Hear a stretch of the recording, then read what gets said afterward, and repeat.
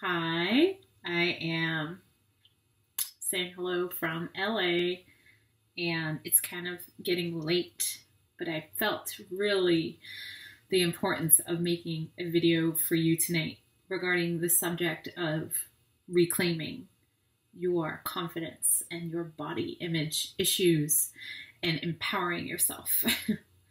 Why I'm bringing this up is this weekend was interesting for me. I did a lot of firsts. On Saturday, I officiated a wedding for a couple of friends of mine that I adore, and it's just the first time I had done that. And not only did I officiate the wedding, but during the ceremony, the DJ got some anxiety and could not do the MC work that he was supposed to do. So I stepped in and said, you know what, I'll do it. And I emceed a wedding and officiated a wedding for the first time ever. So never saw that coming. So here we are. The following day, I had the pleasure of my very first book signing for my first book that I self-published, Cutting the Cord: How to Radically Reset Your Whole Psyche Using Baseline Magic. So I got to celebrate that with some friends and a good group of people out of Mystic Journey Bookstore in Venice, which is a bookstore that I work out of doing readings and sessions for people. It was pretty good. It was pretty great. I will say that something I did that was not for the first time, which I'm not really that thrilled that I did it, but it did bring up some great things for me yesterday, was I got really, really drunk. And I don't drink, really, because I can't process a lot of alcohol. I get very drunk very fast and very sick. But I did. I got very drunk. And I felt awful yesterday. I felt like garbage. And alcohol being a depressant, I got really low. Really, really low. And I had a major realization, though, like epic realization, when I had what I call the voice come back. Now, the voice is a voice that I started talking with or hearing when I was a teenager. And even, younger, I think around 10, I started hearing this voice. And this voice was nasty.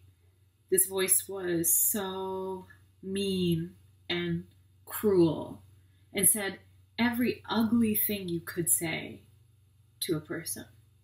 Except I heard that voice in here. This tormentor of a voice was all my low self-esteem, negative issues. It was torture. Anyway, that voice tormented me a lot. I mean, I struggled with bulimia for many years, all through my teenage years, and it went away for a little while. And then most of my adult life, I've actually only been sort of, quite healthy in the last 5 years, and really worked on that voice. And that voice was a constant bully and body shaming, fat shaming, all this like crazy stuff. So many ugly things it would say. Anyway, I really thought I'd successfully banished the voice, 5 years ago. And I really did. And then I realized I got so low yesterday that the voice came back. The difference this time with the voice coming back was I was like, you're not welcome here. I hear you. I know what you're trying to do, and you're not going to stay. So I have to say the good thing about me kind of getting to this very low place yesterday was the fact that I have new tools to work with in this life, and I have new ways of handling these voices or negative input that, kind of comes in. Now, I think a lot of stuff is stimulus, society kind of can be really rough. I live in Los Angeles, and it's kind of a weird place to be because it's so just disconnected in so many ways around standards of beauty and whatnot. But, you know, especially as like, I'm 5 feet tall, I'm curvy, brunette, not really looking like a California girl. I mean, I am a East Coast girl all the way on the inside, but I do love it here. And I don't think that that should stop anyone just because there is like this idea of an image that's perfected. I mean, also, I'm 38. I'm like ancient to a lot of people in LA, but whatever. It's funny to me to be here sometimes because LA does have these like wonderful gems and marvelous charm about being here and things that I can't imagine anywhere else having. And I really, really love it. But the point being is we're all here. We all have our issues. We all kind of have this stuff. And even though we work on it.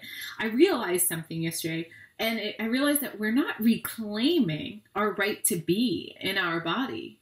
We're not reclaiming our right to enjoy and love ourselves as we are. We can talk about it all we want. We can make all these love yourself declarations and do all this stuff. But what about just actually owning it again? We're not owning ourselves. You know? So I wrote this little, you know, incantation, if you will.